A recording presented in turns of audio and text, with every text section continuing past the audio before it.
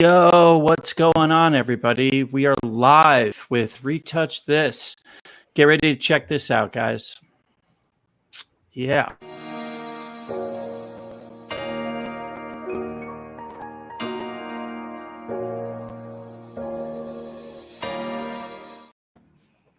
Cool. It is Wednesday, which means it's another episode of Retouch This, and I'm joined with my co-host, Brian Linsley. What up? What up?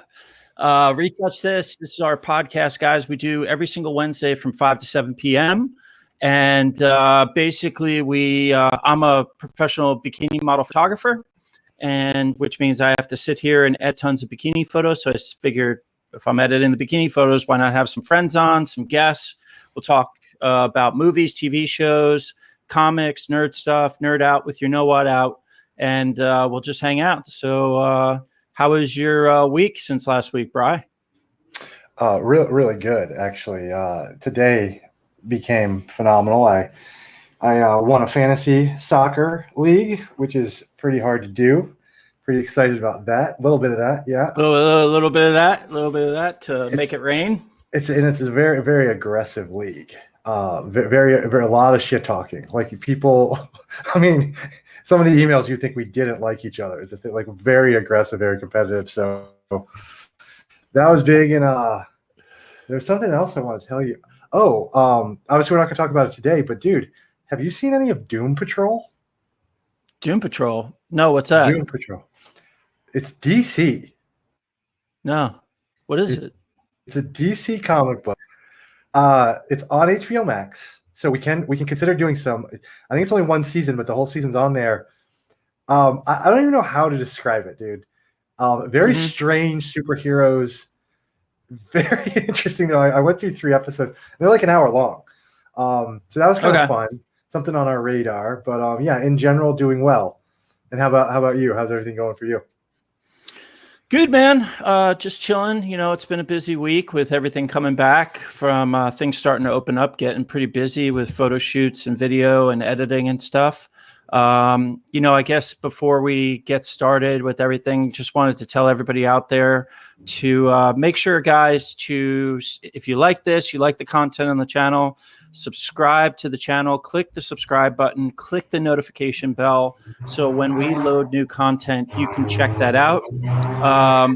And then if you guys want, you can check out my thing called Bikini Girl Magazine. If you guys want to support monetarily, you guys can sign up and see all the hot bikini photos that I shoot of models over the years. We put it into a digital issue. And actually, I'm really stoked to announce that this month we are doing our first issue in print. And I got my first copy today, right there. So I can't flip through it because it's a little too spicy for YouTube and Twitch. But we have it up on the website. You can order it. And if you're in the mainland US, trust me, I want to flip through this magazine. I want to flip through this and show you all the pictures I shot of all these hot girls. But if I flip through this magazine, somebody at YouTube with purple and green hair and shaved head on this side with nose rings and piercings through here are going to freak out and their heads are going to explode like a meme or something like that. But make sure, yeah, you guys can sign up. It's $7 a month, and you can get the digital issues and all the behind the scenes videos. If you want to do that, or if you just want digital issues, you can download them at $7 a piece. Or now you can get this photo feature order it online right on the site, but you gotta need to be in the continental US. And then go help us out, guys, because YouTube, absolutely, if you like us, you gotta like this video because YouTube suppresses our content. They're out there. YouTube does not like us promoting hot girls in bikinis for whatever reason. They just don't.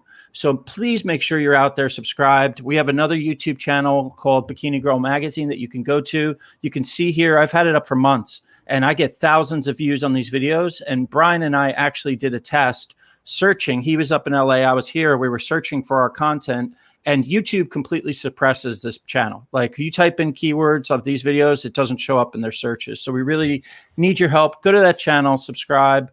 And yeah, man, that's, you know, it's been a busy week, kind of just working on all that stuff, getting the magazine and I don't know. Hey, I go for it. who was the girl that we were looking at the other day? The OnlyFans, where her YouTube channel says OnlyFans, like Luscious Lulu. Yeah. Yeah, it was And only it was the Asian girl doing the wet t-shirt contest on YouTube. yeah, So, yeah, solo wet T-shirt contest. solo wet t-shirt. Yeah. Like she's literally just showing her tits, but you can't do what you do. And then did you? I can't remember if you told me about this or I was listening to someone else. There's some YouTube show. It's called I'm not going to say it. Well, okay, penis or dildo. It's called Penis or Dildo, and it's a dude who's like on all fours with a towel over him, and his buddy, another dude, either puts his actual penis up his butt or a dildo up his butt, and the other guy's supposed to guess. This is real. This is on YouTube. Yet you get surprised. No, bro, I can't figure. Yeah. I mean, this is happening to so many people. I mean, we were looking, our Women Crush Wednesday last week was an ASMR girl. Now, ASMR, that's a total sexual fetish. This girl's got almost 1 million followers on YouTube. Her videos have millions and millions and millions of views, but yet it doesn't seem like she's getting suppressed on YouTube. But, hey, two white guys featuring models I actually work with and talking about girls. Yeah, definitely. Evil. Yeah, shame. No, we can't let that happen. So, well, guys, we got a fun show for you today. So if you could see up on the screen right here in the lower thirds, we're going to be editing Katrina and Linsey bikini photos today. I went back through the archives and found some really cool photos of them. After that, we're going to get to Star Wars: The Bad Batch. Episode 3 dropped. Then HBO unexpectedly had the season finale of The Nevers. I thought this was going to be a long-running show, but this was the finale. Then we're going to get into a little Bill and Ted's Face the Music. Both Brian and I had the opportunity to watch this, and we're going to give you our feedback on that. We'll try to find some pros, but mostly for me, it's going to be cons. And then we'll wrap up the show with some Women Crush Wednesday for this week. And I'll go ahead right now and pull up some of the bikini models that we are going to be editing this week. And let's see here, pull that up, and then I'll share my screen with you guys. Boom, there we go. So You shot them together. I shot them together. It's a duo shoot. Wow. So yeah, it's actually pretty interesting. What we did here was I shot these, I'm going to say in, let's see here. I shot these in 2008. 2008, I shot these. And the interesting thing, I'll circulate through some of these images. So these are all the raw files, guys. These are the raw files straight from the camera from back then. These are untouched. So I was actually really stoked on this because I nailed the lighting for the most part in this. So we were able to, we were doing this for an advertisement in, I think, Surf Shot magazine. It was an advertisement that was co-op between a local swimwear shop here in San Diego called Gone Bananas, and then it was the swimwear brand Lulifama. Now, if you guys can see these bottoms on these girls, right? You see the design. Well, these designs are super common nowadays. They call them the scrunchy butt, like a Brazilian cut scrunchy butt. And when the girls wear it, it just scrunches up the butt. Well, at this point in time, these had never been made before. And what I was told by Lulifama and their designers was these are the first scrunchy butts that had ever been made. So Lulifama, these are the first type of bikinis like this. And I got to shoot them and got the first ad. So it's always a little claim to fame for that I shot the scrunchy butt.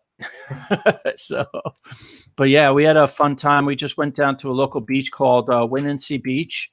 And we shot these down there. I had a buddy who was a surfboard shaper. He lent me the boards to toss in the shots. I called him up and I'm like, yo, bro, I was like, you got some surfboards that some bikini models could pose on? And surprising, he was like, yes. When, where? I'll be there right away. So yeah, we got some great shots, some candids.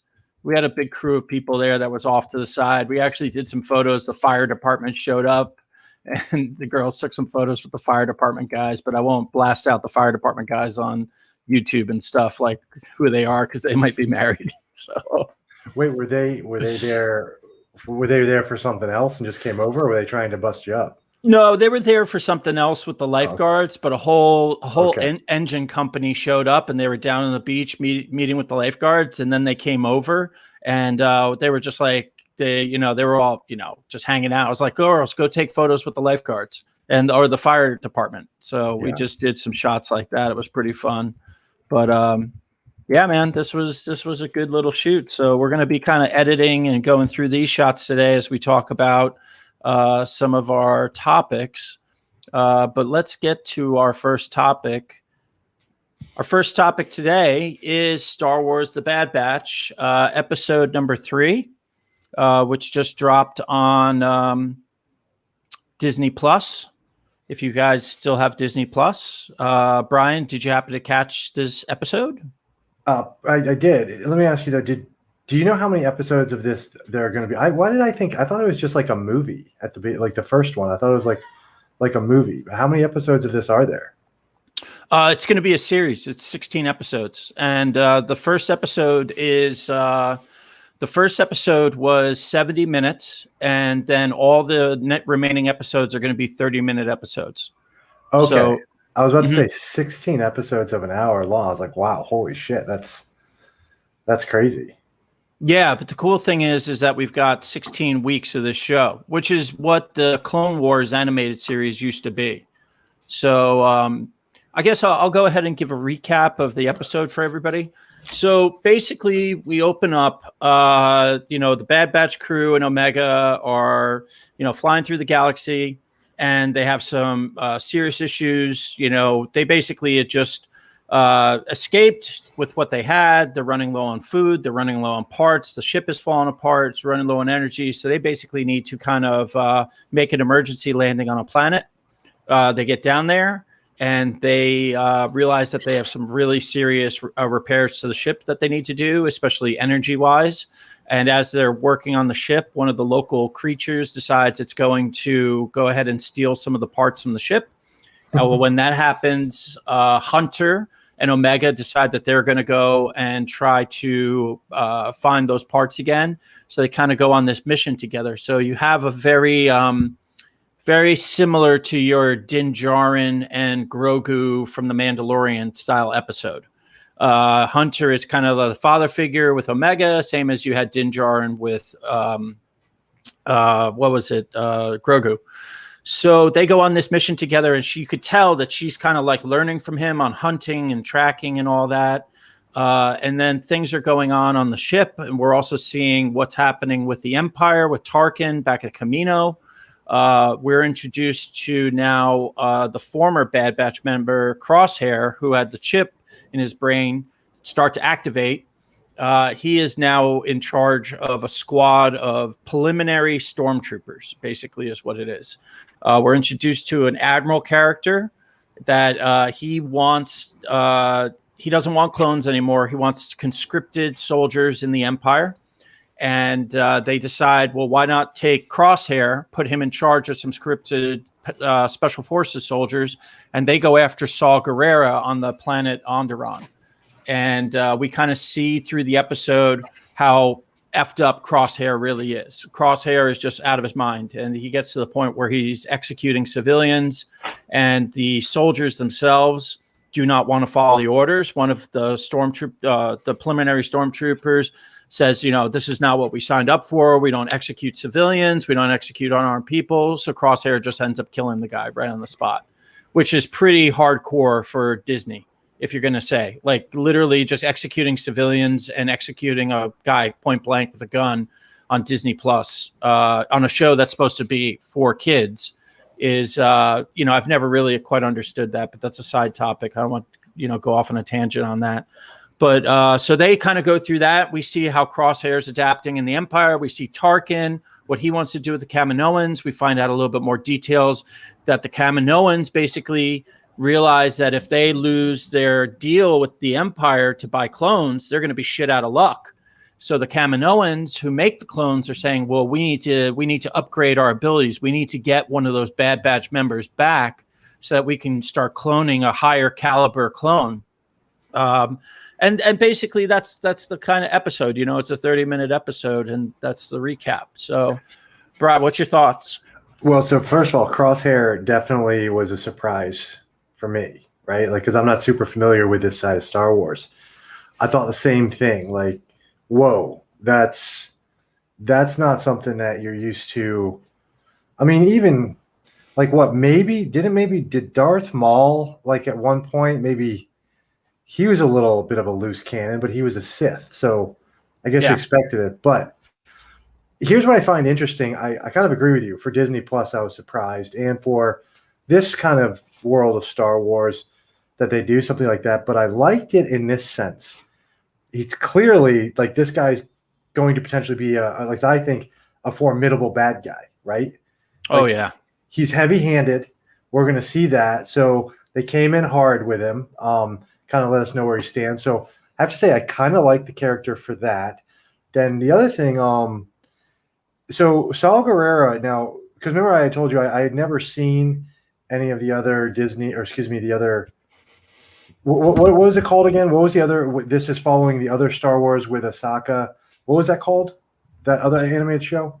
So the animated shows were Clone Wars, and then we had Rebels. Yeah, Clone Wars, and then Rebels. And then now this is the third animated show. So besides Saul Guerrero showing up in some of the live action recent Star Wars movies, is the Clone Wars series where you first got, is that where people would have first come across this character? 100%. Okay. Yeah. Okay. But I like the character. Yeah. I like him too. So I think that's cool that, obviously we're going to get some more of him. I feel like there's a little bit of a, not like a full tipping point, but a light one with Crosshair, and us seeing like how he's moving forward, how his actions are going to, make people take notice. And like I said, so setting him up obviously for a formidable villain. And then I feel like we're on the brink, and you tell me what you think, on the brink of seeing a little bit more about how Omega is going to roll. Like, we're kind of getting little bits and pieces of her. But I feel like maybe the next episode, maybe they're really going to start diving into that. Because I have to say, like, I'm pretty curious about that aspect, because I don't know. I mean, there's a lot of that these days, right? Like the youngest, like whatever prodigy or whatever term of movie or TVs want to make for like these younger characters that hold the key to the galaxy and things like that. So I think we're kind of getting closer to that, which that's still got me holding some intrigue. Because again, I'll be honest, like and John knows this, like I wasn't against Bad Batch, but like originally I wasn't like, oh man, I can't wait. Like for me, it was just more like, oh, okay, a Star Wars thing, I'll check it out. But they're definitely getting the Star Wars galaxy juices flowing, piquing my interest level a lot. And I do also like that Crosshair went rogue, and that he's not with the other Bad Batch. Yeah, it kind of gives him a natural enemy, right? Yep. Yeah. So yeah, there's some good stuff in there. There's definitely some good stuff in there. I'll pick up on a couple of things that you said. Yeah, the Saw Gerrera, going back to Saw Gerrera, the big thing with him is that so you're introduced to him in the Clone Wars animated show from 2000 in the original series, and Saw Gerrera is somebody I'm pretty sure his family had been killed. I think that's what happened, and it kind of like spurred him to join. I think his family might have been killed by separatist forces or something. And he was helping the Republic, but he becomes like a real heavy duty, like radicalized insurgent in the Star Wars universe. Like he kind of starts with the rebellion and he's part of it, but man, he just goes off the deep end. Like he has no problem just massacring people.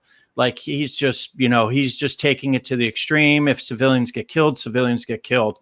So a lot of during the timeline in the further episodes, like when we watch the movie Rogue One, we're introduced to Saw Gerrera, and we see that it is the famous actor Forrest Whitaker. Forrest Whitaker plays his part, and we see his demise.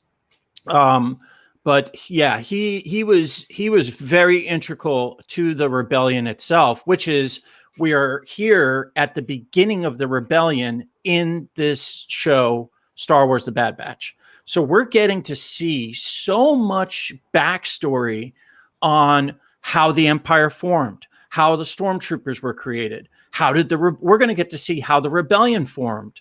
You know, we see people like Saul Guerrero. Well, who else are we going to see? Are we going to see Jimmy Smith's character, Senator Bail Organa, in this in animated form? Are we going to see Mon Mothma?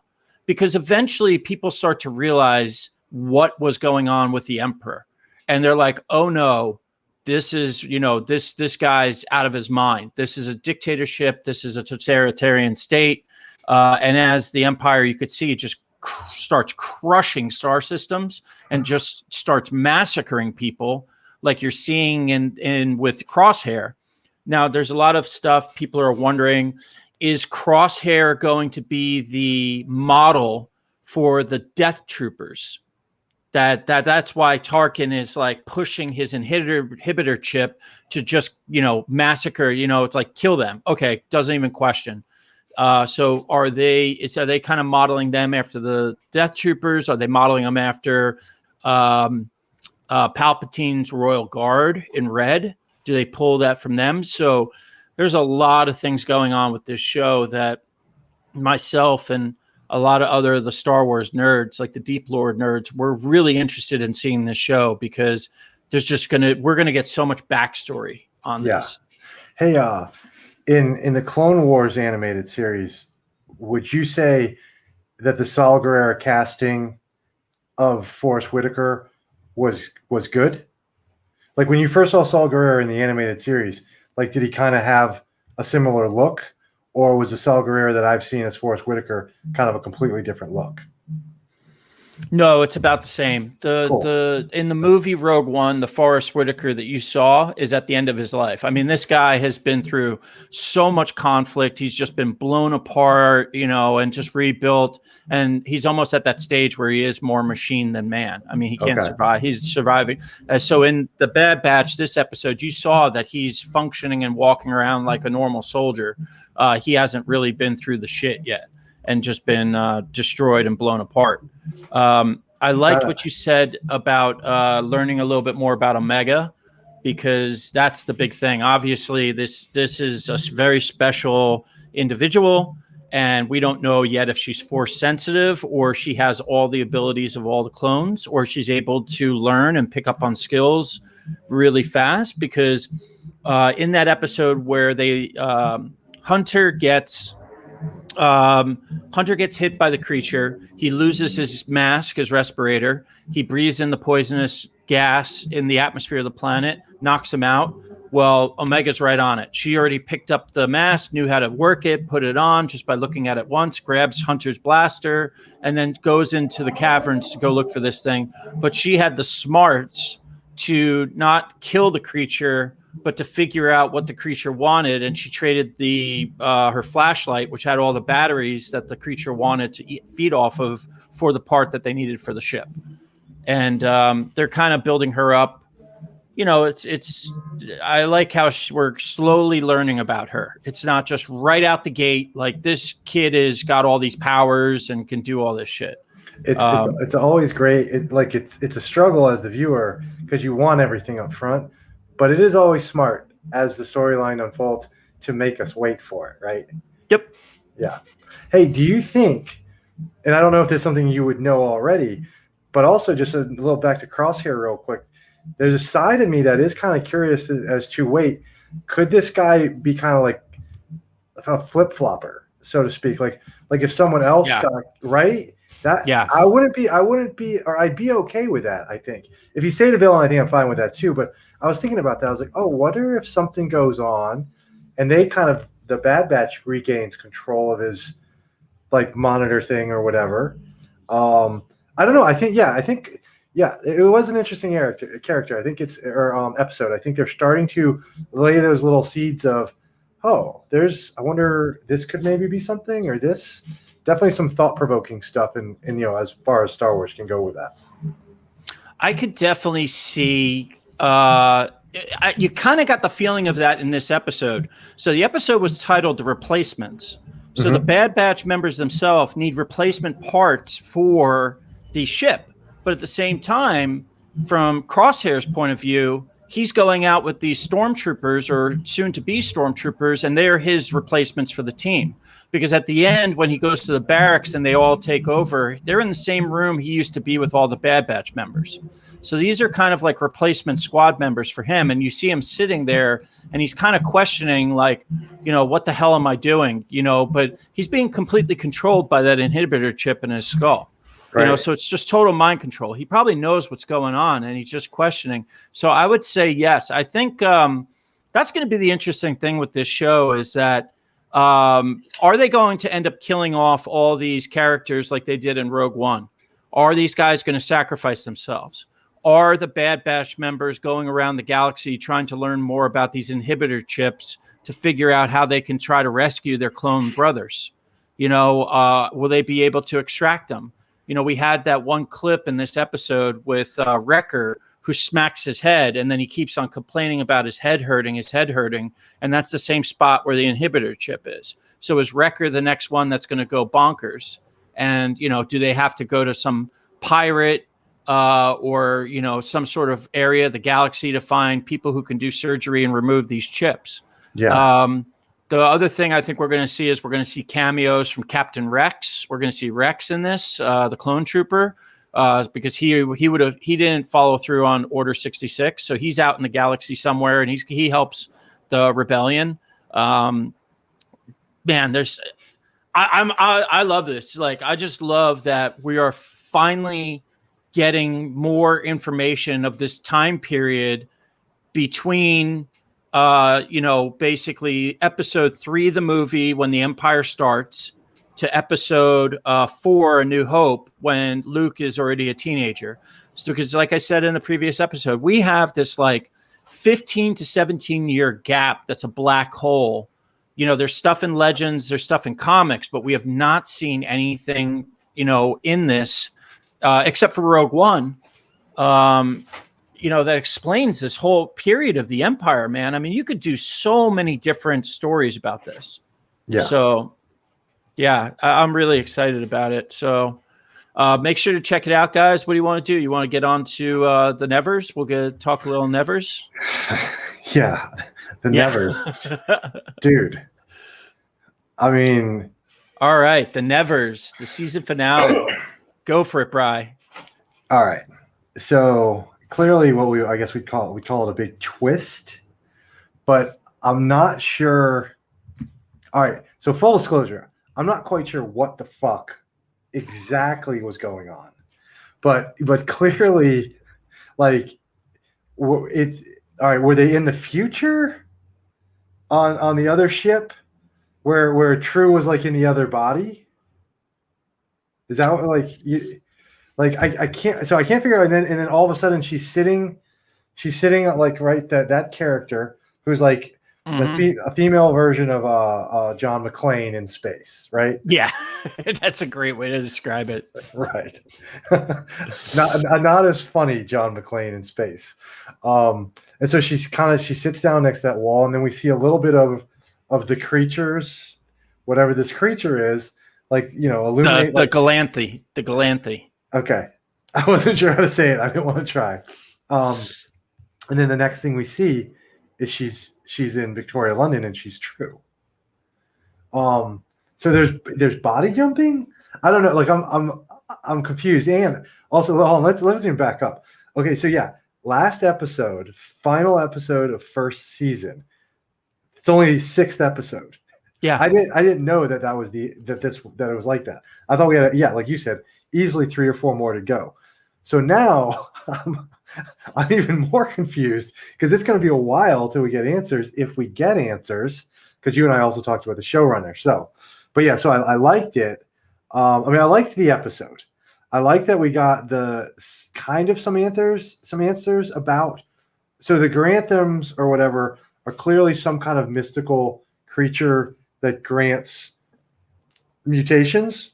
Yeah, through the spores. They were talking about the spores that the Galanthe releases has an effect on people.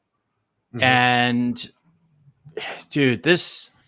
Did you? So in This, I everybody out there, this episode is just a total mind fuck.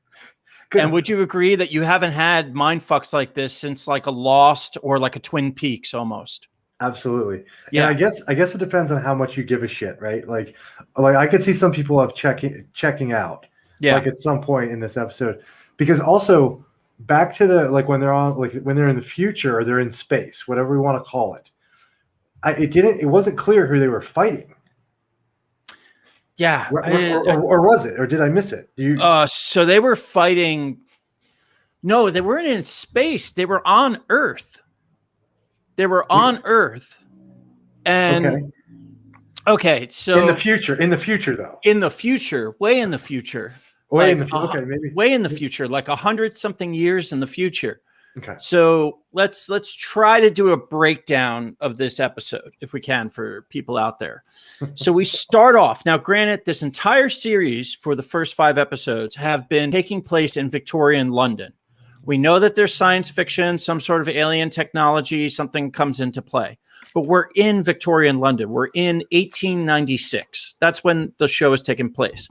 This season finale starts off, and suddenly we are in the future. And not like the future of like 1930 or 90. I mean, we are like way in the future. And the Earth has been kind of destroyed, it looks like. And the Earth is just destroyed. It's a battlefield to the point that when the soldiers, they're called the Planetary Defense Force. I think that's what it was called, the PDF. And they're fighting against an old, like they tried to make them be like almost a Confederate, but they're called Marauder. It just kind of seemed like the sides or the International Planetary Defense Fund is like this conglomerate of like diverse characters. And then there's one Marauder, and he's like an old Southern white man, that's a Confederate kind of style Marauder. And they're both fighting over the Galanthe that's captured in this facility that's stuck in the ceiling. And they find all these bodies hanging, like dripping with blood. And I mean, they don't explain any of this stuff at all. Like, what's going on? Yeah. And what ends up happening is you don't know if it's alive, if it's dead. And then there's a whole shit show between, all you see of the Galanthe is this eye that keeps on appearing. Like a T-Rex eye in Jurassic Park. Yeah, right? That's it. Yeah, that's all you see. But the interesting thing is that in the International Planetary Defense Force, you see a character that's obviously the same characteristics as True, the main character, Laura O'Donnell. And then you also see the Indian girl, the same one that's in the past, in the future. But then the other characters that don't match up at all. Like none of the people don't match up from the past to the future. Those are the only 2, which is really strange. There's a whole big shootout. The Marauder escapes. He, he convinces one of the PDF people to fight with them. And there's this big back and forth, like, I've got a gun, you've got a gun, I'm going to kill you, you've got to kill. And then suddenly, like, the Galanthe is like able to escape. Like, and then as soon as he starts to escape, suddenly we jump back to Victorian London. And it's the same time frame when the Galanthe was coming in over London and releasing the spores all over the place. And at that time, it jumps, but we get to see True's backstory. And actually, her name's not True. Her name is Molly. And we get to see Molly as like this meek, really poor woman in London. Nothing like her character of True. Nothing. Like, she is just a pushover. There's a rich gentleman who likes her, but she doesn't think she's worthy enough. So she marries this just slob. And has to end up taking care of the slob's like mother. And man, it's so freaking weird. And then finally, we see the thing that picks up from the first episode. True decides to commit suicide. She commits suicide, but she doesn't die because the spaceship comes through and the spores release and they go into her when she's dying underwater. And then suddenly we jump scene and we're in the asylum that True gets taken to. And we're now introduced to Malady, the other crazy person, the villain of the character, who was in the asylum already, who was touched by the Galanthe when it came into the sky. So now we see true Malady in the psychiatric ward, just going through it, becoming friends. And now they start discovering everybody has powers, and all these people with powers are being brought to the psychiatry ward. And then we discover the character of the gentleman right here. I'll put it up in the photos. Zachary Momo. His character is the doctor, and he discovers he has the power of healing, but he's the doctor for the psychiatry ward. And now they all start working together. And she knows, that's the thing, guys, is that she knows that she is the person from the future. And she suddenly wakes up in Laura O'Donnell's body in Victorian London and has absolutely no clue how she got there, what was going on. All she knew that she was hundreds of years in the future, and now suddenly is the Galanthe put her back into the ground there. And dude, it is. But she also, didn't she kind of seem like this might not have been the first time it's happened? Yeah, it seemed like that too. Yeah, like she said something about the body, or something she said made me think like it wasn't the first time she's moved into somebody's body, reality, whatever you want to call it. But I did like that her and Malady were kind of together. We got a little pre-Malady, because I've still been confused about why Malady's such a psychopath. Yeah, I didn't get that either. I think in one of the previous episodes of the Nevers, Malady, remember, she was already being taken away to the psych ward. And then that's when the Galanthe came over the sky and dropped the spores into her. So she was already a cuckoo bird before any, it wasn't the Galanthe that made her a cuckoo. She was already a nut job to begin with. And she saw the Galanthe in the sky and thought it was God talking to her and angels talking to her. So she was going to the ward no matter what. True, they just picked up out of the river, and she didn't know anything, and she was probably saying, who am I? What's my body? This and that. So they brought her to the psych ward. I mean, it's Victorian London, Yeah. Hey, do we know exactly what Malady's power is, by the way, other than her just murdering people? Like, I can't figure out what her specific power is. Something they said in one of the episodes is that the more pain that she endures, the stronger she gets. Okay. So almost like a little bit like a Wolverine-ish or a Rogue-ish, but she gets to keep the power. Yeah, I mean, besides being able to fight and take all kinds of live and survive, and I don't know, but you see that her eyes turn yellow. Yes. Her eyes turn yellow. Now, the interesting thing is that the Galanthe's eyes, that eye that you saw of the monster, was yellow as well. So I was also trying to figure out, okay, so the reason why, I don't know why I thought it was in space or something, but the Galanthe in the future is housed in what looks like a very similar dome, concave. Yep, underground. Same thing in Victorian London, which, like, I was just trying to figure out. Then I was like, well, wait, has it been there the whole time? But I was like, I think so. Okay. Because then I was like, well, if it was there the whole time, then what was the ship? Because we didn't really, that's still up in the air, right? We didn't get any clarification on that ship that we saw in episode 1. Or the thing in the sky. Well, remember in the future part, when the Galanthe went out into the atmosphere, it created a ship around it when it escaped. Okay. Yeah. That's so right. Somehow it made the ship around it. Man, I don't know. So let me ask you a question. Yeah, dude, this show is, but I like it because it's a mystery like that. It's like a detective mystery at the same time. Do you feel like this was supposed to be a 10-episode series, and because of the issues with Josh Whedon, that they decided that they were just going to take the last 6, 7, 8, 9, 10 episodes and chop them into one season finale? I do feel that way, because I don't know any show on HBO that would have gotten this kind of a release, right? Like they're not this is on its own, right? Like when it first came out, there was no other big HBO show competing with it. And everybody, I think we all know, right? The Sunday night, if you're on a HBO Sunday night show, because like it's 6 for us, it means it's 9 for East Coast. That's the slot, right? Like that's HBO's wheelhouse. True crime, Sopranos, Game of Thrones. If you're in that slot, you're gold. It makes no sense to me how this is. And with the amount of production value going into what they've done, with the Victorian, like if you're going to do something in Victorian London, I mean, everything, the costumes, all that shit, you're spending a fuckload of money. You might be completely onto something there, because it just doesn't make any sense how that was the final episode. And honestly, I feel like there's very little. We have learned very, very little. Yeah. Like, there's not one character that I can be like, oh yeah, because he said this or she did that.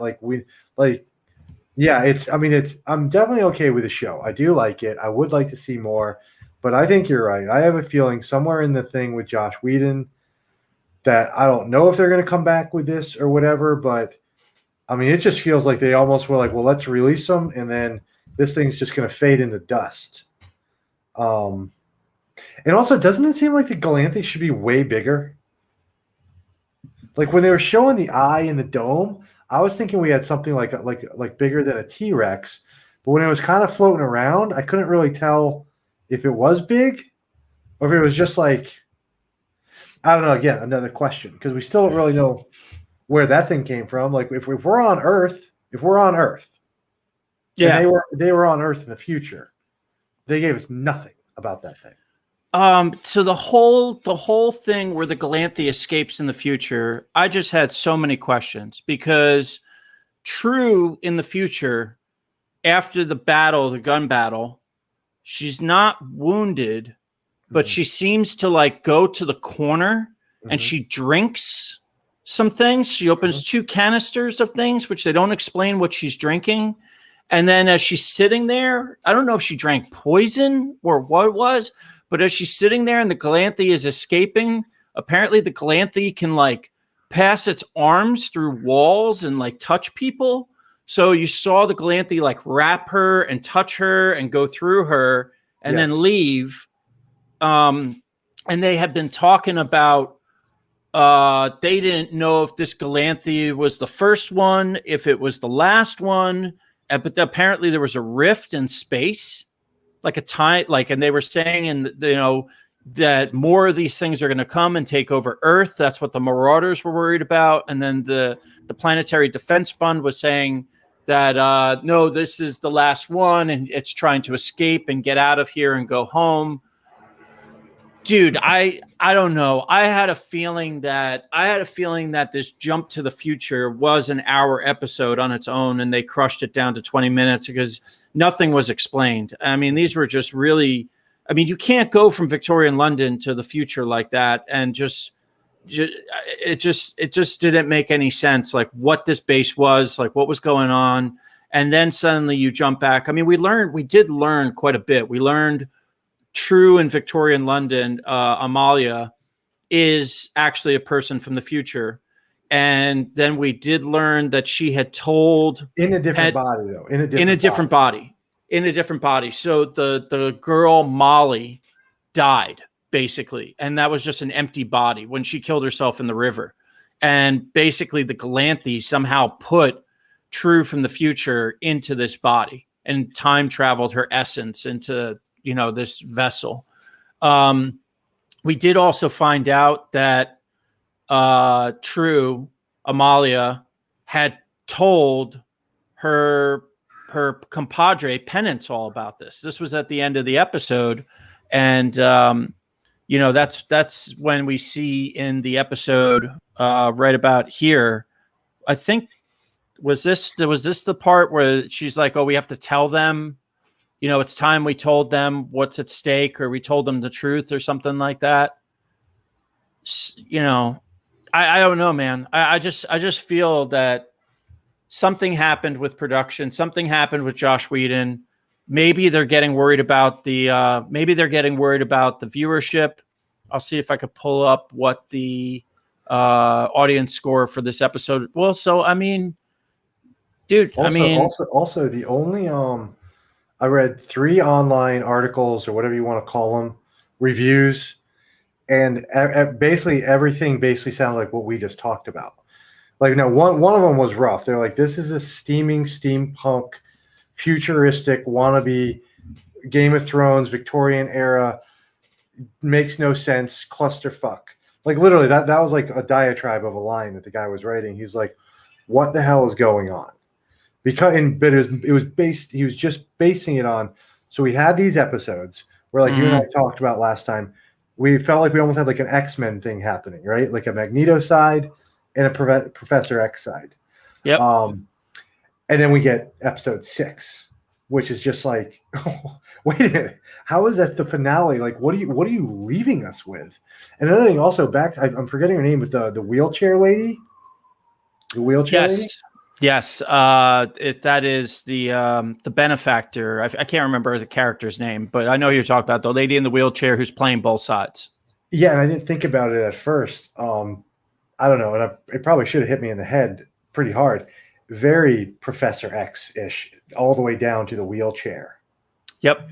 Which I was kind of like, and I'm not against that. I mean, the X-Men are so fucking unbelievable. Like whether you like them or not, but the whole concept of what it is, it's amazing. So I could see people pilfering a little bit of that style, siphoning it off into, or, it probably just comes organically. But yeah, I think there has to be something up with this show, man. Like, I haven't seen anything that says there wasn't even, it didn't feel like at the end of that. Now, I didn't watch the end of the credits, but there wasn't like the Nevers will be back. Like, even the Golden Compass. Like, I don't know if you watched any of the Golden Compass. That you knew after season 1 there was absolutely going to be a season 2 because there was like a trailer, or like there was at least it was a season.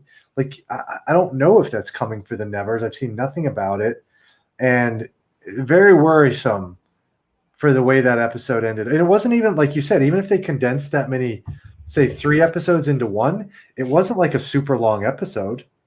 No, so, it was still the 70 minutes that they've been normally doing. It was like about almost 15-20 minutes per chapter. It was 20 minutes on the future, and then there was like 15 minutes on the backstory of Amalia, and then 20 minutes or so on the wrap up of, oh, and I mean, that's what we got to see too. We got to see what happened in the previous episode when they went to go attack the mining facility where the Galanthe is trapped. Where the psycho, I mean, dude, so the psycho doctor from the psych ward who wanted to study and cut open the brains of the people that we've seen in previous episodes is running the mining facility and creating the demon creatures and stuff like that. The American psychiatrist. I don't even think we have a name for that guy. So he was, now we see that he was in the psych facility trying to interview True and Madalise, or whatever the crazy girl. There's so many crazy people. Malady. That's it.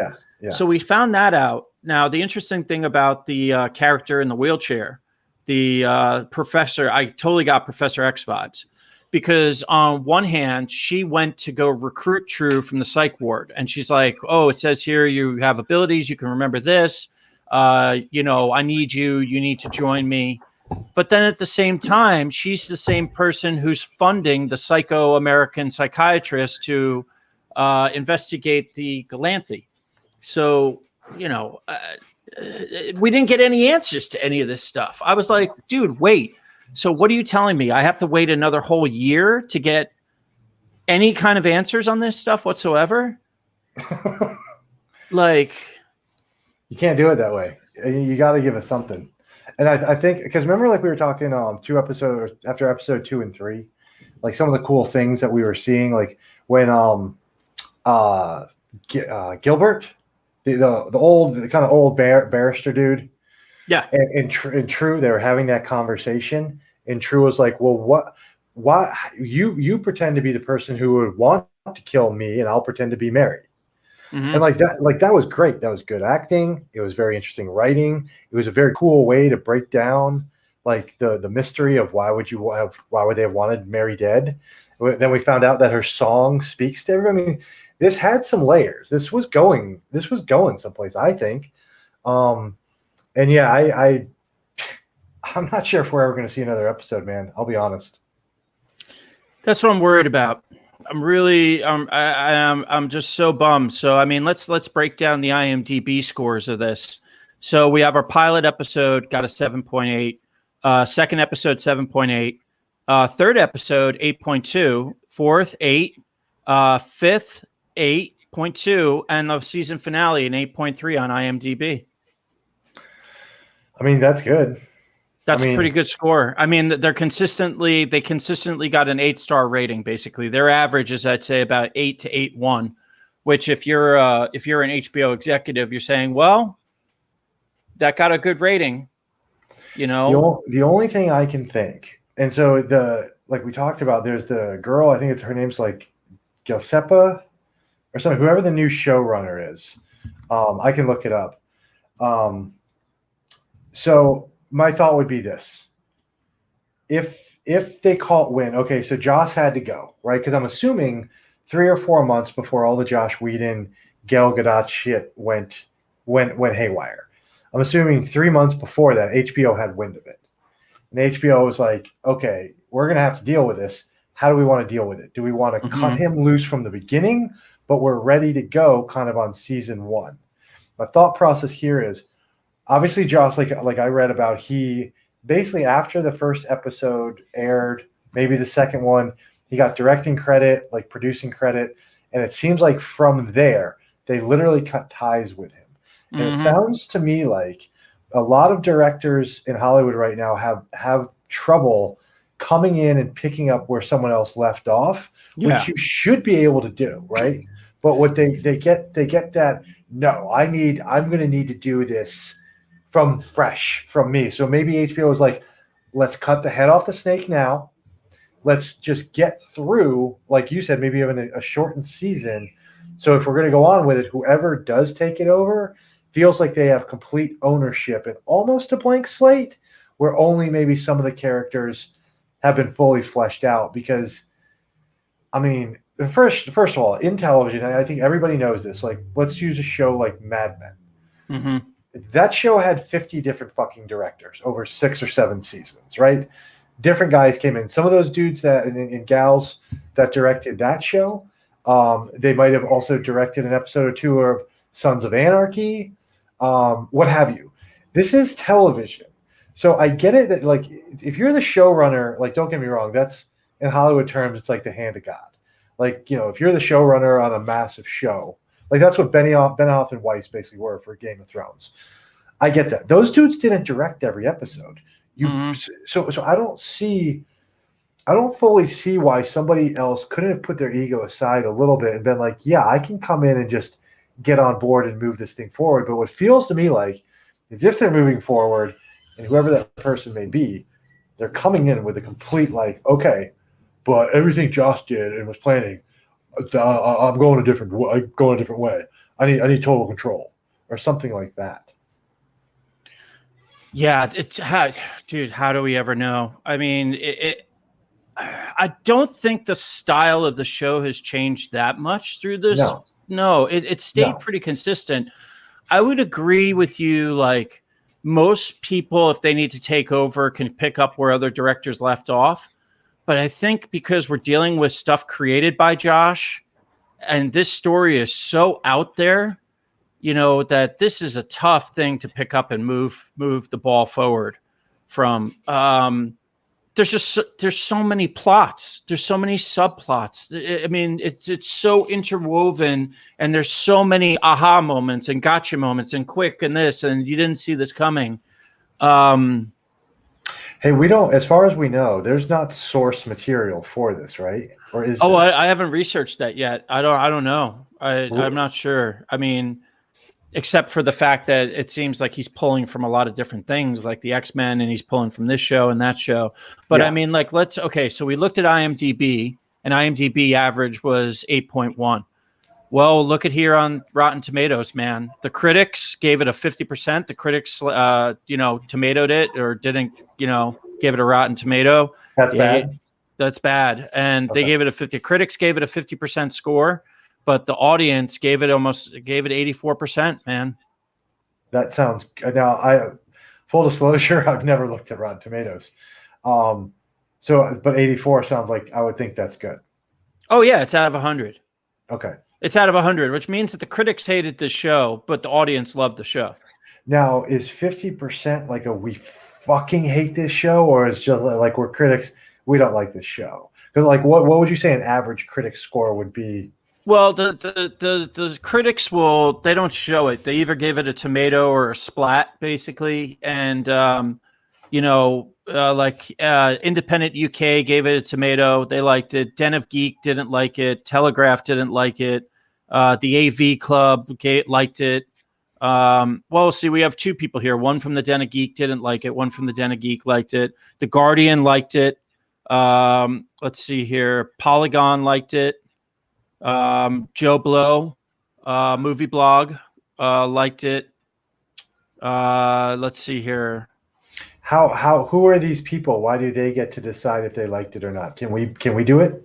Oh, dude, no. These are Hollywood, sucking the dick of Access Media, Okay. These are all critics. These are all movie critics for all these news media channels that, will suck the dick of studios, basically. So that's who these people are. They're just shills, you know what I mean? But I like this actually. If the critics didn't like it, but the audience loved it, I'm like, okay, cool. You sold me on that. Yeah, usually a critic disliking something is a strong reason for me to go watch it. Yeah, 100%. Yeah, especially a Hollywood critic. If a Hollywood critic doesn't like a movie, I'm like, yep, okay, I'm gonna probably like the movie because those people don't know jack squat about what's going on. But hey, yeah. So I'm interested. I'm going to go out there. I'm going to basically look up and see what the deal is with the Nevers and see if HBO is going to renew this, if plans have been announced for a second season, when that's going to come out. I mean, dude, I just don't want to have to wait an hour, like a whole year to a year and a half to find out what the fuck was going on in the show. Because we both agree, production value alone, even in this trailer, right? The walking on water dude and the shot from underneath it, and then they're fired. Oh my god, yeah. It's not like a fucking WB fucking it's quality, dude. This is serious movie quality production value. Yeah, and special effects. Yeah, with large female cast. Yep. We see colors, right? Different facial. We see Indian, we see black. So, yeah, man, I can't imagine HBO wants to get rid of this after 6 episodes, but I don't know. I'm hoping it comes back. I'd like to learn more. I mean, I could see this being something that, like you said, there's a lot of depth. There's a lot of storylines. And again, like even true, like that explains more to me now.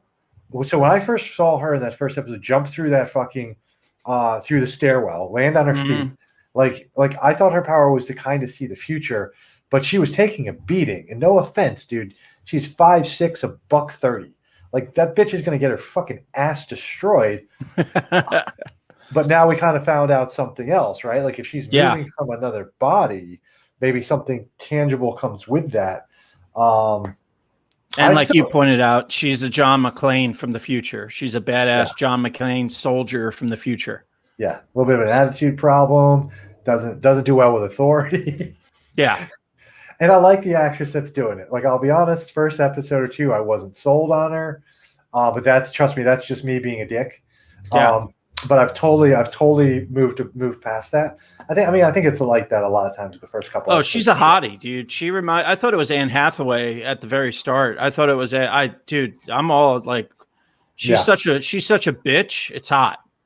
Like she's such a bitch. It's hot, dude. Like she's got that resting bitch face and the way she carries herself. Like, the only little thing, and correct me if I'm wrong here. I don't see many drinkers other than the Beggar King. And I'm just saying, in Victoria, London, I mean, dude, would you agree there's probably a lot of wine and ale. Like, oh yeah, yeah. like that's the only, like, I'd love if True had a little bit of a drinking problem is what I'm getting at.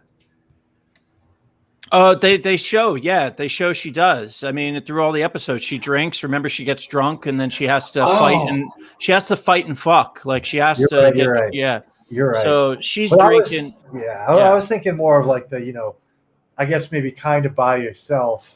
No, but you're right. You're right. I did kind of gloss over that. Yeah. Yeah. No, Oh, dude. Good. Here we go. In this episode as well, in the finale, we never found out what happened to the brothel. No. That whole storyline just disappeared. The entire brothel, all that stuff, it just disappeared from the Yeah, dude. I think they cut this season short. And what was the deal? All right, so remember the end of the last episode of the 5th of 5. Mm-hmm. Spiky arm guy. Remember him? He accidentally hit the lever, and we see what looks like a griffin or a zeppelin kind of start to come out of the carriage. At the end of it, it was just a joke, because remember that comes out again in this season finale, and Penance is like fucking prototypes. Yeah, but I think there's more than that to it. Oh, you think? Well, why would they kind of touch on it at the end of the battle of episode 5? And it kind of like, it's like, so here's what I saw. He accidentally did it. Everyone left. Nobody knew. So I thought, oh, that could be bad. But then we don't see it till the very end of the episode. And it's like, wait a minute. That just happened. Like the timing didn't add up. The timing. Yeah. Okay. I know what you're saying. Yeah. There's something weird with that. Yeah. So, but, yeah. So basically, all right. The Nevers, my final thoughts. I really enjoyed the show, and, I look forward to, if there's a season 2, I want to know the storyline. And I'm actually going to go try to find out information and deep dive and research the backstory on this. Anything, I'm just going to go nerd out and YouTube for a whole week on Josh Whedon and talk about the Nevers and look at all the behind the scenes stuff. And I suggest people checking it out on HBO Max. What do you think, Bri? I'm going to give it 3.5 boners out of a possible 5 boners. I'm going to 3.5 boner rating. What do you give them then? The boner meter is going to be off the charts for these ones, So, oh yeah. No, they've redlined past climax. I like the Nevers. I like the concept of it. I'm in HBO. If you bring it back, I'm still going to watch. I feel like you have a lot of stuff to kind of get to, which is good. Plus, I like the hour-long show. I'll be honest. I love the hour-long show. Yeah. Yeah, and not like an hour plus like intros and credits, like a full solid hour of production. Yeah. To keep me involved. Hey, also real quick before I know we got to move on. Did you, and maybe you didn't notice this, or maybe it was different for you. So episode 5 for me, when I went to watch it on that Sunday night, and I go to HBO Max, like the homepage, like home, not movies, like the first 4 weeks or whatever, the first banner was the Nevers. Yep. I noticed that. It wasn't. Right? Yeah. I had to go find it. I had to go find it on HBO Max as well. So the season finale, it was not on the homepage banner of HBO. I actually had to scroll down and look for the Nevers, which you would think. Yeah, which you would think after it plays on HBO Max and it's released that would be the first thing to click on HBO Max. There's something going on, dude. There's something going on with the production that we don't know about. But Bill and Ted's, you want to talk about? Yeah. So this might not take that long. Yeah, this definitely might not take that long. So Bill and Ted Face the Music. Now, I thought that this had come out recently. That just goes to show it actually came out right at the end of 2020, I think in December. It was one of those kind of like not going to get to the theater. It was definitely filmed all through COVID. So again, Hollywood telling everyone else to wear your mask and do whatever. They clearly shot this through there, and I'm not even going to make an excuse that that's why it was so bad. This was a bad idea from the fucking start. Fair use. There you go. Copy that. Yep. Go for it. Okay, so yeah. So it's just, I mean, the point that Okay, first of all, I have a sneaking suspicion that there was a ton of people, even in like their late 20s, that were kind of like, wait, Bill and Ted. Like they kind of felt like they knew that, but Bill and Ted was very unique. That I believe it was 1989 that the original actually came out, right? So we were fucking really young, actually. Yeah. Um, and it was a really dopey movie, but this is the same era like that spawned Beavis and Butthead, Yep. and right, like kind of this like dumb music dude was like cool dude, like whatever. So Grunge. and sure, Yeah. yeah, okay. Yeah, it was like the very start of the grunge era and the finishing of And the hair band okay, era. yes, because that's what I always Yeah. felt like they were more like a poor man's Poison as opposed to anything remotely related to Pearl Jam.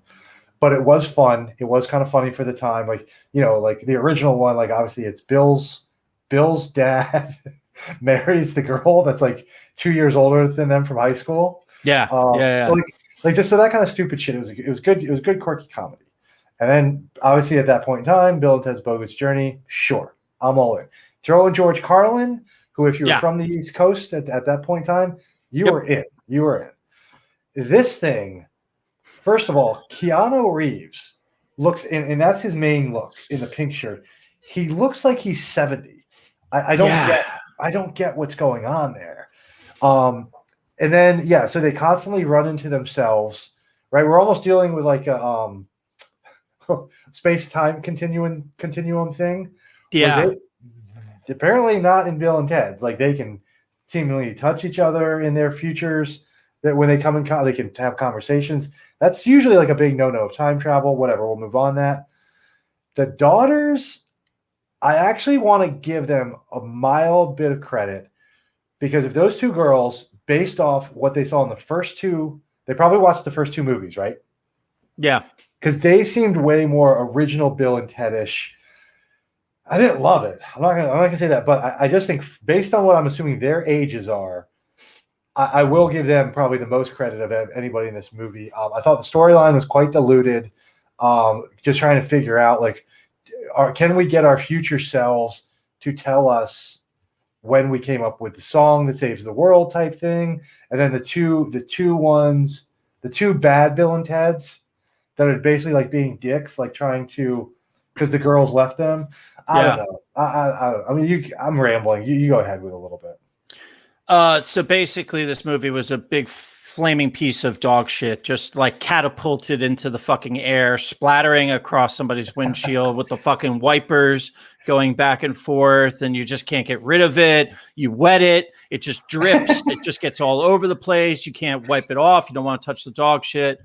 How the fuck did this movie ever get fucking greenlighted?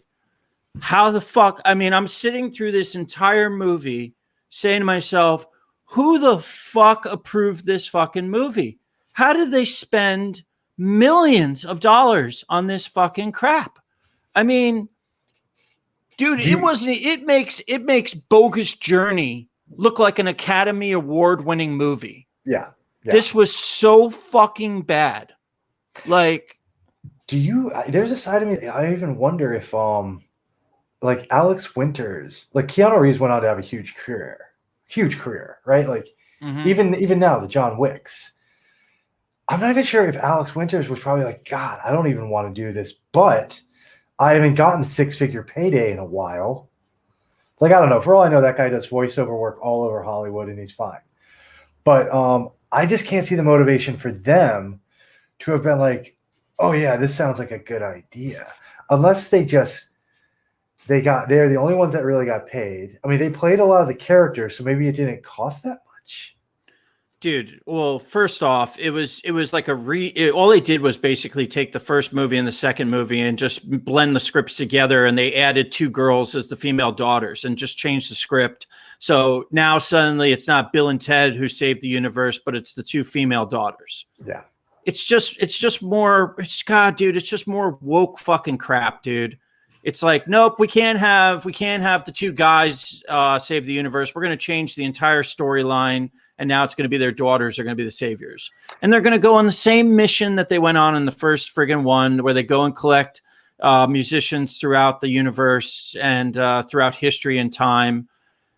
Dude, it was.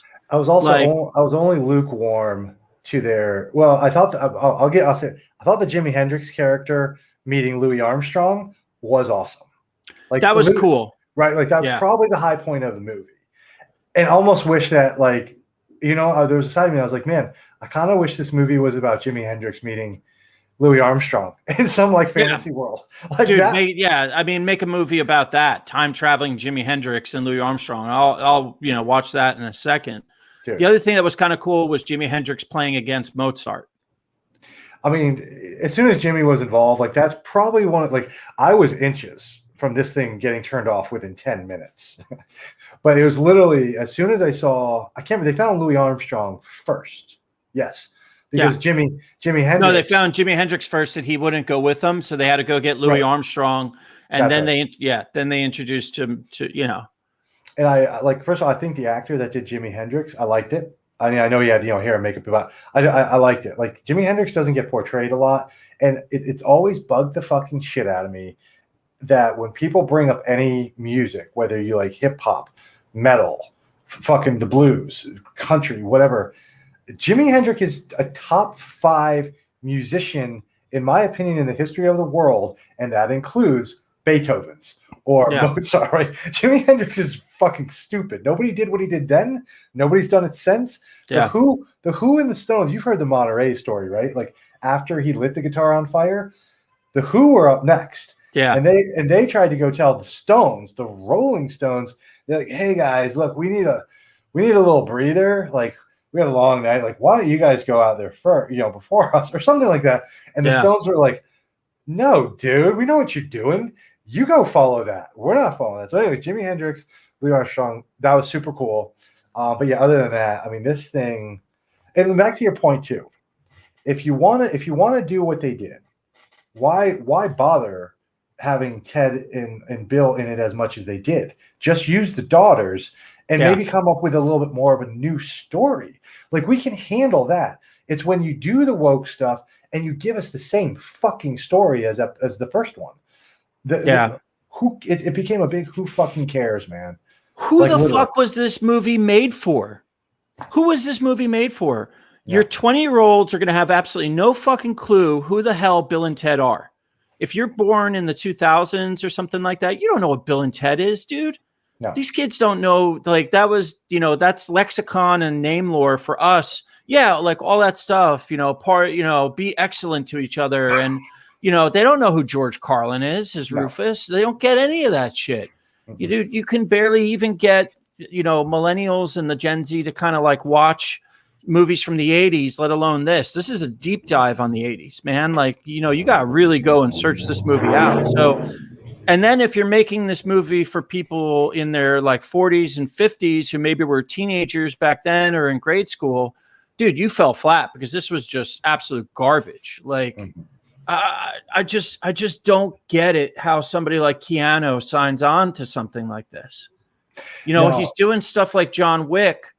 I mean, these are those stories you hear about when somebody wants to remake Karate Kid and Ralph Macchio just turns it down because he's like, the story and the script sucks. And he waits 30 years until somebody comes up with an amazing story to do Cobra Kai from the point of Johnny Lawrence, right? Dude, like, are you really hurting for that much money, Keanu, that you need to do garbage like this? Or it could have been the, you ever hear those stories? Like, okay, so he's gotten studio pick. He's done some of his, My Own Private Idahos. Like, by the way, if anybody wants to deep dive Keanu Reeves, don't look it up. Just find where you can watch My Own Private Idaho. And, John, have you ever seen that movie? Long time ago. Yeah. I can't recall it, but I know I saw it back in the day. It's probably on HBO. Yeah. What always stood out to me was the acid tripping scene where Keanu ass fucks River Phoenix in the like it was such an unnecessary part of that movie. Yeah. And fucking on acid, like, come on, man. Or maybe it wasn't acid, but it was something. But you're right. This movie was made for nobody in general. The only thing I can think is finally someone was like, Keanu, like there are these little squirrely producers out here, dude, that are from huge fucking powerful families. Their ideas absolutely fucking suck. They've never had to do anything there in their life, but they have the keys to the castle. And they're probably like, hey, Keanu, you know, we hooked you up with a John Wick 3, like probably three $10 million paydays. Yeah. So, hey, man, and like this dude might be like 58. And when he was in college, he thought Bill and Ted's was awesome. And he's been trying to get it done for 30 years. And finally, Keanu had a window that opened up because of COVID. And they just did it. I mean, I can't say how disappointed. I'm not disappointed in like them producing. I'm just more disappointed in the whole concept that a group of people in Hollywood, like you said, sat there and was like, yeah, let's green light that. Like, cause you know me, like I like to think I have some pretty fucking unique new ideas of original scripts. Yeah. And it is hard as fuck for me to even get meetings with anybody. And I can tell you right now, I have two scripts in the comedy genre that are 1000% a green light. If this thing was, because even I've read some of your scripts, and I would 100% agree with that, man. The scripts that you've written, that you've shared with me graciously to read and give feedback on, you know, they're original. They're original. They're original, and they're funny. Yeah. And you know, so let's go here. I was actually shocked that this thing had a 6 out of 10 on IMDb. Like, dude, this is like a 3 or a 4. Now, like, who the hell is watching this and saying, "Oh yeah, that's great"? You know, which means if it's a 6, somebody scored it like an 8 or a 9 or something like that, and that's the average, dude. How many votes do you think? Does it tell us how many? Is that it tells us 32,000 votes. It got a 6. Now let's jump over. This is what we were talking about the critics, right? Now let's jump over to Rotten Tomatoes. The tomato meter. Exactly. Stop. Wait. Okay. Hold on. So, like I'm not. It wasn't lying. So I've maybe once or twice in my life have gone to Rotten Tomatoes. I did not know what it meant, and I don't care about most reviews. So now you're telling me that the other thing, the Nevers got a 50, and the Nevers got a 50 and splat from the critics. Yeah, it got a 50. The Nevers, that awesome produced, thought-provoking Victorian age show that we just reviewed before, got a 50 from the critics on Rotten Tomatoes. And Bill and Ted Face the Music, the flaming piece of dog shit that it is, got 82% critic review. No, dude. Like, no. Like, whatever this Rotten Tomatoes is, I am officially never going there again on my own. Now, if you bring it up like you're doing to use it on the show, 100% fine with it. 2, I would recommend everybody never go to whatever this Rotten Tomatoes is again. This is nonsense. But this is good to see the difference between the scores, because this is exactly what we were talking about these critics. Yeah. Because Bill and Ted Face the Music is all about woke propaganda. It's just a woke movie. So the critics love it. But even like, and I get that it can be categorized like that, but it's not, to me, like, it wasn't overtly woke. Yeah. Right. Yeah. But now, I'm just saying, anybody, anywhere with a credential, like if this was a grade, a paper in school, 0 to 100 are your chances of a score. An 82 is either a B- or a C+, depending on your school.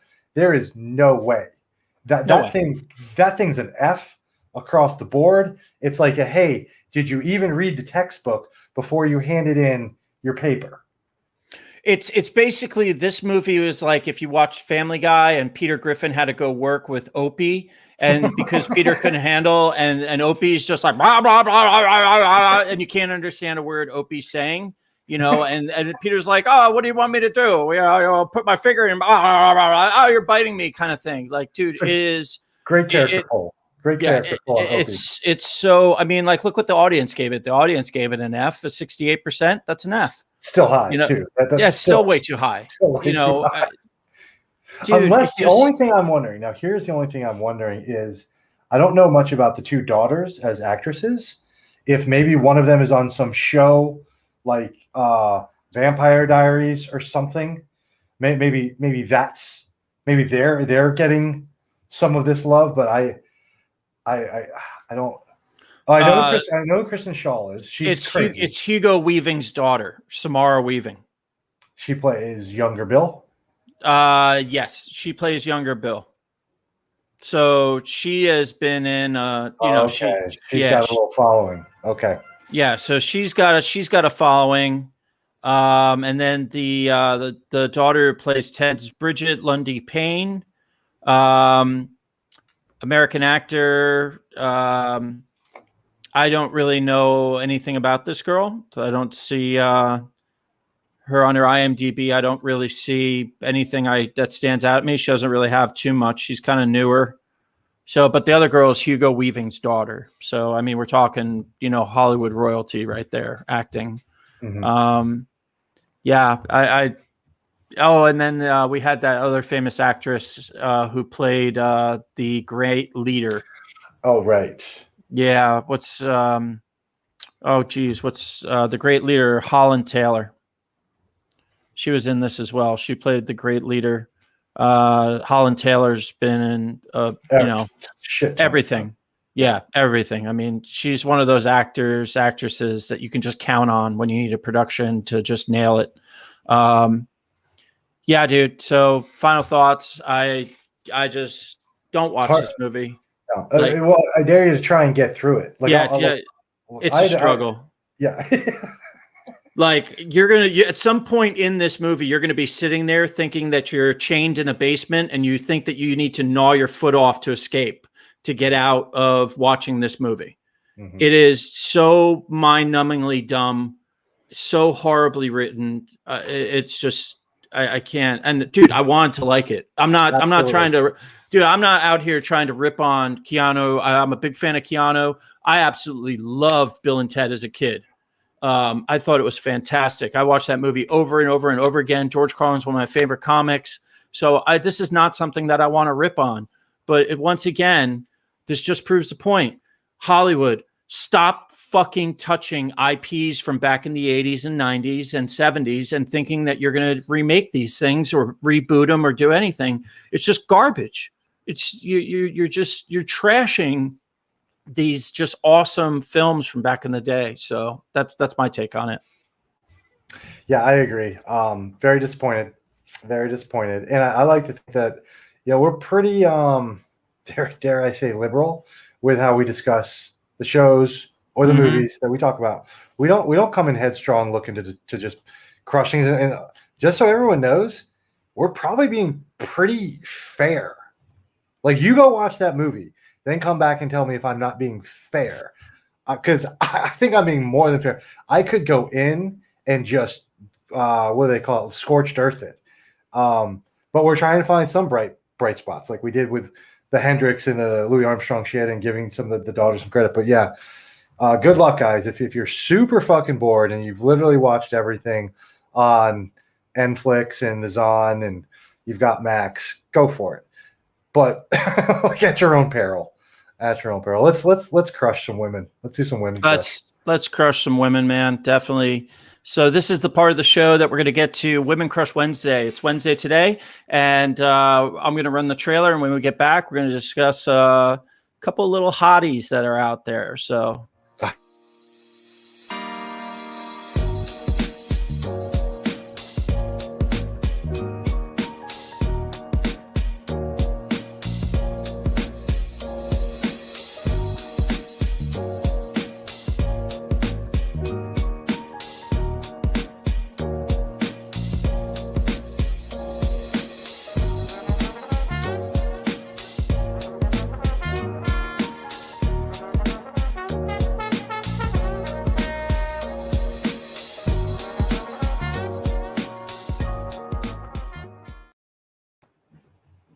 All right, guys, we are back, and this is the Women Crush Wednesday segment for today. What do we do on Women Crush Wednesday? Basically, myself, Brian, our guests, when we have them on, we come up with who our Women Crush of the Week is. We toss it out to you guys, the viewers, to see what you guys think. You can please link in the comments below if you guys like our selections, if you want to suggest any other girls that we should review for Women Crush Wednesday. And basically, this just boils down to, a women crush could be, an internet model, an actress, adult star, stripper, just somebody, just a hot babe out there that's just killing it. They just got their shit going on. And they're rocking it, marketing wise, entrepreneurial sense. They're handling their business, and so please make sure, guys, to first click that subscribe button, and then leave a comment to your women crushes, and then like the video for us. It really helps out. And we're gonna get started this week with Brian's Women Crush Wednesday of the week, who is Hannah Barron 96 on Instagram. So Brian, you want to take it away? I mean, I found a gem. So the only way I came across her, I was on YouTube. And just let's be clear, people. Like, again, like if anybody is paying attention to stuff that I say, I'm not on a lot of social media. I'm not in any social media, and I never watched YouTube. I mean, I've spent more time doing this show on YouTube than I've ever watched probably stuff on YouTube. Mm-hmm. And so I saw, everybody knows what noodling is though, right? You know what noodling is? Noodling, yeah. Catfish noodling, trying to get the catfish with your arm. Yeah. So the JPEG was Hannah. Well, no, it was like a chick with like an arm like this and a catfish in the other, just shredded abs and like tight little biceps. So I was like, all right, let's take a look. And then she starts talking. I mean, so she's from Alabama. She hangs out with her dad a good amount. They go noodling. I believe they do some hogging. They straight up built. Oh yeah, they do some bow fishing. They straight up built like a bunkhouse in like 4 hours one day. I mean, it was that bicep one might have been the one that got me. And the catfish, I mean, there are some of the ones, I think they call it a 54-pounder. That's probably it's probably half of Hannah's body weight. But she's just, she's super quirky. I mean, this being, I say that in a sense is like, I went to high school in Atlanta, Georgia, even though I'm not from the South. She's super true to what she does. She's very, very genuine. Her dad seems super cool. And I say that because if I was her dad, you can't take this chick anywhere. She seems to love jean cutoffs and just a bikini top. And I'm just telling you, you bring that chick anywhere, like, dude's just going to be slobbering left and right. So that's why I say her dad's got to be pretty cool. And she seems super cool, super balanced. So I think he's doing a bang-up job. He's in a lot of the videos. I've seen her mom in one or two. Mind you, this is based off 10 videos that I've watched. They're only like 5 to 10 minutes. But yeah, and then the other thing that they did, she was, and I knew Steve, who's not with us tonight. I wish he was, because this was kind of for him.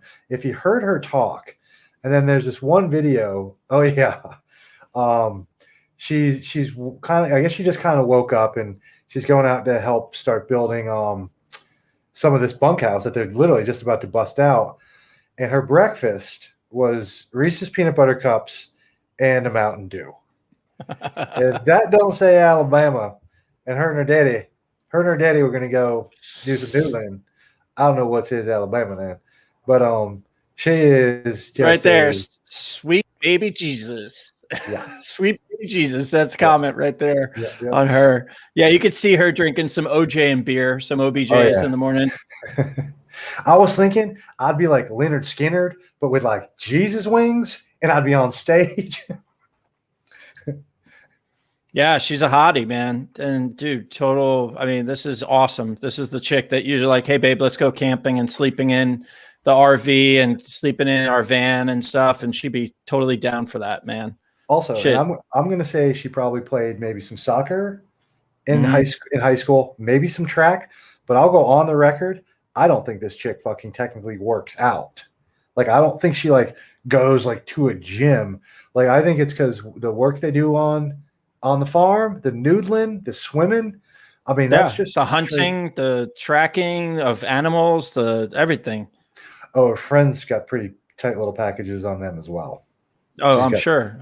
Birds of a feather flock together. Hot chicks hang with hot chicks. And so for all you Southern haters and Bama bashers, and I know we all know you're out there. You run into a little pack of these little honeys. Just for one, be wary, because if you think you're going to impress them with your fucking big city bullshit or something, you're not. And watch what you say, because they'll probably whoop your fucking ass if that for some reason they had to. These are the type of girls that'll haul off and deck you if you get out of line. Yeah, these are the chicks as Skynet is coming down, and everything's going to go, like the rural world is where we're going to spread out. These are going to be the leaders, dude. Like these people if you shut off the power tomorrow, they don't care. Doesn't even matter, dude. They'll have food. They'll have water. They'll be fine. Yeah, she's so cute. John, have you even heard her talk yet? No. We haven't played any audio. I still want to. I'll check out her YouTube channel, but I should have preloaded that. Dude, that's a hot one, man. So this is Brian's pick of his Women Crush Wednesday for the week, and it is Hannah Barron 96 on Instagram. So I'll jump over to mine, who is Miss Rhea Sunshine, and clever. Yeah, Rhea Sunshine. Girl. So spicy, very, very spicy. That is a little waist with a very sexy backside. Yes. So Rhea Sunshine got her start, internet model, did some stuff for the Naked News, where she was going around doing like topless news shows and clips, I think in like Europe, overseas. But then she basically blew up on Instagram. She's got 3.1 million followers.